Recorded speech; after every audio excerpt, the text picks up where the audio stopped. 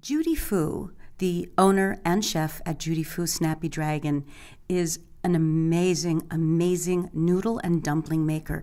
I've watched her in Seattle over the course of, maybe 25 years now, since I first moved here. I remember sitting at the counter at Panda's, the first restaurant where I found her, and she would be right out there in the open, rolling out dumplings and noodles. Judy learned to make these dumplings from her own mother and grandmother when she was 12 years old. She's the oldest of 5 children, and she has passed this tradition on to her son David and his daughter Michaela, who are both really good at making these. It takes only 2 ingredients to make the wrappers: soft as silk, it comes in a box, and just cold water. To make each wrapper, you want to set the piece of dough on the work surface and flatten it with your palm. You would grasp the dowel with your dominant hand. So I'm right-handed.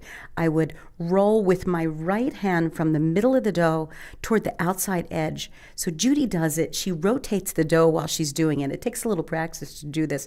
I watched her do it. She'll do 1, 2, 3, 4, 5. Sometimes for me, it takes about 10 rolls. And one of the things you want to do is try to keep it a little thicker in the center and thinner around the edges of that round. In addition to the pork recipe that I offer with my story, she suggests, and I've tried it, adding shrimp to that or mushrooms. You can do anything. She does a vegetarian version using Chinese cabbage. You can go online or into your cookbooks and find any other filling. And when she takes the wrappers and squeezes them together to keep the filling in, she does it with this reverence and type of spiritual feeling. She kept saying, "Shen Shen, Shen Shen, thank you, thank you." And who was she thanking, I asked? Her customers.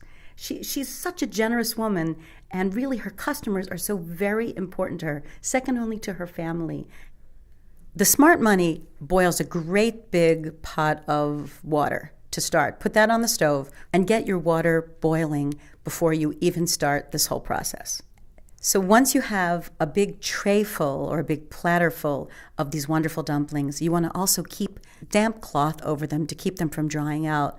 And if you make a lot, you can set one tray in the refrigerator while you're busy doing the rest. And when it's time to boil, I've tried different versions of this, 4 minutes, 6 minutes. You'll see the dumplings, once you put them in, maybe 12 at a time, floating up to the top. 5 minutes seemed absolutely right for me for the pork filling, but you might want to check one by cutting into it, as Judy so often does, before you determine that they're done to your liking.